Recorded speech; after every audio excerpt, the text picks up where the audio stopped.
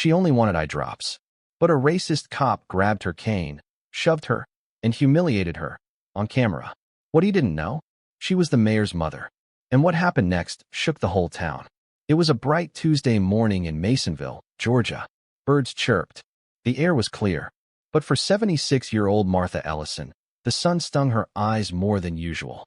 Her eye drops had run out 2 days ago, and every step she took with her wooden cane was an effort to get to Carter's Pharmacy, 4 blocks from her home. Wearing her worn blue coat, she shuffled down Maple Avenue, squinting against the glare. Her eyes were red, teary.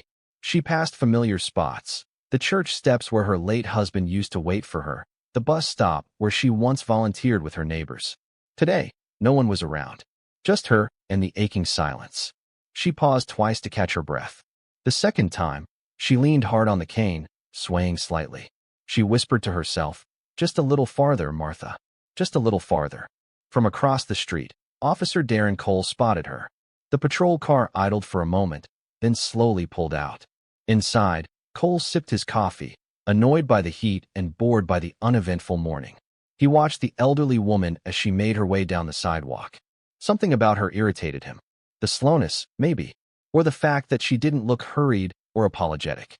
He flipped on his lights, not the siren, and turned toward the curb. Martha didn't hear him at first. She was focused on stepping around a crack in the sidewalk. Her cane caught slightly, making her stumble. She winced, but didn't fall. "Excuse me, ma'am. Stop right there." Cole barked suddenly from behind. Martha flinched and turned. "Yes. Where are you headed?" he demanded, stepping out of the car. "Just the pharmacy. For my eye drops," she said softly. "Why are you walking like that? Are you intoxicated?" She blinked in confusion. "I beg your pardon? No, I have arthritis and eye inflammation. ID? Proof of residence." She hesitated. "I live on Parkside. I just needed to get my medicine. I left my ID at home." Cole crossed his arms. "That's real convenient. You got anything in those pockets I should know about?" Martha recoiled slightly. "Excuse me? No, of course not. Turn around." "Sir, I don't understand." "I said turn around. Hands on the wall." "Please," she said, her voice shaking. "I haven't done anything." Cole walked up and snatched the cane from her hand. "If you can't stand without this, maybe you shouldn't be walking around." She gasped, nearly falling. "Sir, please, I just need my medicine." "You people always got some excuse. I've had enough of games." Tears welled in her already irritated eyes. "You people, don't play dumb. This neighborhood's been going downhill fast, and it starts with folks who think they're above the law." By now, a teenage boy across the street, Tyrone, had paused, narrowing his eyes. He watched the scene unfold in disbelief. He slowly pulled out his phone and began recording. A couple walking a dog slowed their steps. The woman whispered to her partner, "Why is that cop yelling at her?" Cole noticed the whispers, but doubled down. "You better watch that attitude, ma'am. Next time, I won't be so patient." And then, without warning, he shoved her lightly toward the wall. Not a push to harm, but enough to humiliate. The gasps came, and the camera kept rolling. The moment Tyrone's video hit TikTok, the reaction was instant. Within an hour, it had reached over 500,000 views. By the second hour, it was at 1.2 million. Hashtags like hashtag Justice for Martha, hashtag elderly abuse, and hashtag Fire Officer Cole were trending across all platforms. People were outraged, not only because of what they saw, but because it mirrored what many had seen before and stayed silent about. This time, however, it was different. The clarity of the video, the trembling voice of the woman, the cruel grip on her cane, it struck a nerve. News outlets scrambled for statements. Civil rights organizations issued calls for accountability.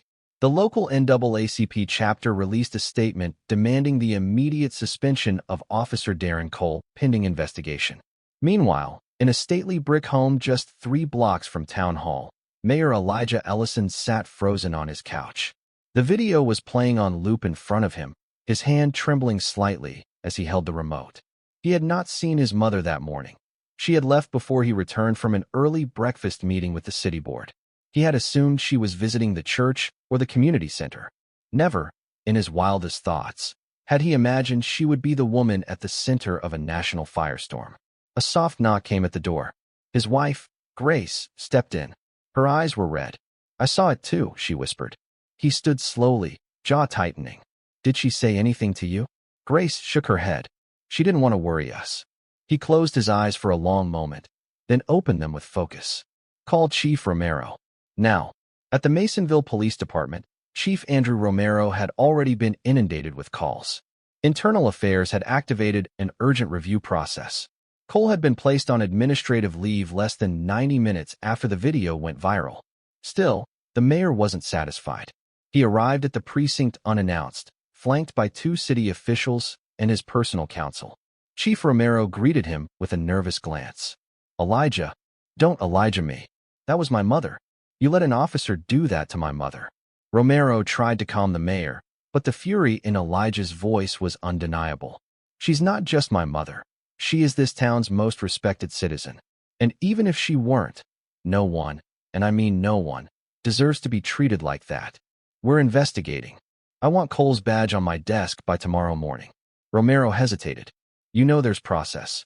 I know the process. I helped write the new code of conduct last year. He violated 4 clauses on video. What more process do you need? The chief lowered his head. I'm not here as a son, the mayor said coldly. I'm here as a public servant. You either back the people, or you step aside. Across town, Martha lay quietly in her room. She didn't speak much. She didn't cry. She simply stared at the ceiling, her eyes still aching, not just from lack of eye drops, but from humiliation. But then something changed. A knock came at her door. It was Grace. Mama, someone wants to see you. Tyrone stepped into the room, nervously twisting his cap. I just wanted to say I'm sorry. I should have stepped in, but I filmed it. And it's going everywhere. Martha looked at him for a long time. Then she smiled weakly.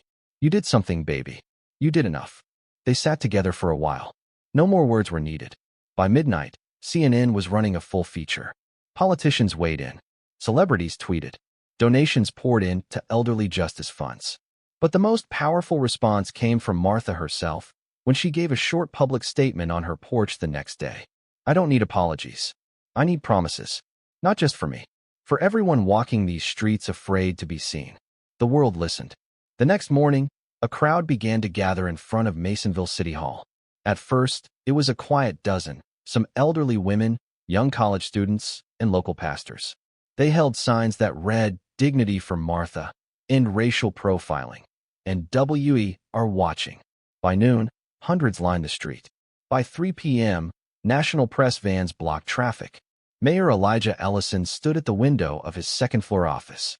Across from him sat his communications director, typing furiously. I want a town hall meeting. Tonight, Elijah said. You sure? Very. That evening, the gymnasium at Lincoln High was packed beyond capacity. Folding chairs filled every corner. Cameras lined the walls. Outside, hundreds more watched live streams. Mayor Ellison stepped onto the stage. He looked exhausted, but resolute. My mother has always told me, you judge a town not by its buildings, but by how it treats its oldest citizens. Yesterday, we failed her, and every citizen like her.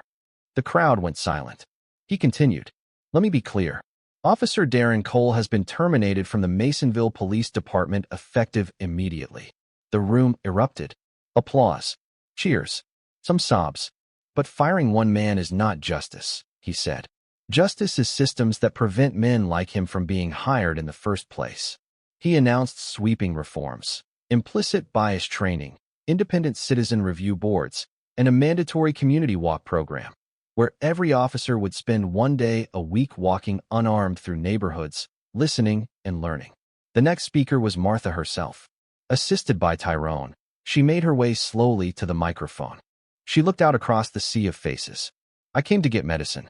I left with a message that even when your body is weak, your voice can still be strong. Tears. Applause. A standing ovation. 3 weeks had passed. The headlines had faded, but the memory of that day had not. Something had shifted in Masonville. Not a revolution of fire and fury, but one of quiet, persistent change. At Carter's Pharmacy, the manager installed a new bench out front, engraved with the words, in honor of Martha Ellison, for the courage to walk and the strength to speak. Every Thursday, officers from the Masonville Police Department were seen walking the neighborhoods unarmed, sitting on porches, listening. Some were awkward. Some were uncomfortable, but they were present. In local classrooms, children reenacted the town hall meeting for civics lessons. The clip of Martha saying, "Even when your body is weak, your voice can still be strong," had become part of the curriculum. At the senior center, a new program called Stand and Speak encouraged the elderly to share their stories publicly. But perhaps the most remarkable change happened in the heart of Officer Darren Cole. After his termination, he disappeared from public life. For weeks, no one heard a word. Rumors swirled. He left town, moved north, joined a private firm. But none of it was true. One morning, Elijah received an anonymous envelope at City Hall. Inside was a single page. "What I did was wrong. I don't expect forgiveness, but I seek understanding." I watched that video over and over. I saw her fear. I saw my own ignorance. I am volunteering anonymously at a center for disabled veterans. It's the least I can do. I will not be remembered as who I was that day. No signature, just a folded photo of a cane. Elijah didn't make it public. He didn't need to. He placed the note in a drawer labeled Unfinished Stories. One Sunday, as the church bells rang and neighbors gathered for potluck on the lawn, Martha arrived, cane in hand, smile on face. She wore a pale blue dress, eyes clear and steady. A little girl ran up to her and asked, "Are you really the lady from the video?" Martha bent down. "I'm just a neighbor who went to get her medicine." The girl nodded. "I think you're a hero." Martha smiled. "Then be kind to someone who needs it. That's how heroes are made." As the sun dipped below the horizon and laughter filled the air, Masonville wasn't perfect. But it was better. And sometimes, that was more than enough. 20 years later, the bench still stood. The paint had faded, but the engraving on the backrest, "In honor of Martha Ellison, for the courage to walk and the strength to speak," remained untouched. Each spring, the children of Masonville Elementary would take a walk to Carter's Pharmacy. They'd sit on that bench, listen to stories, and read the same passage from a civic reader. The strength of a town is measured not by the power it holds, but by the dignity it protects. Inside a classroom at Lincoln High, a girl named Ruby stood at the front of the room, holding a project board titled "The Day Our Town Changed." She had drawn a timeline: the incident, the video, the rally, the reforms, and her favorite, Martha's porch speech. Her voice wavered at the end. "And I think, even though I never met her, I carry her in how I treat people. She reminds me that silence helps no one, and kindness helps everyone." The class clapped softly. Their teacher nodded. "That's the legacy, Ruby. Not just what she endured, but what she inspired." Far from the school, in the town archives, a librarian opened a case for a visiting reporter. Inside was Martha's original cane, Darren Cole's signed letter, and a news clipping showing a teenage Tyrone accepting a National Courage Award. "We keep this not to remember pain," the librarian said, "but to remember change." Outside the window, a younger officer helped an elderly man cross the street. The same street where Martha once stood, squinting against the sun. And somewhere beyond Masonville, a retired man who once wore a badge watered a garden in silence, trying every day to be someone better than yesterday. Sometimes change doesn't roar. Sometimes it just endures.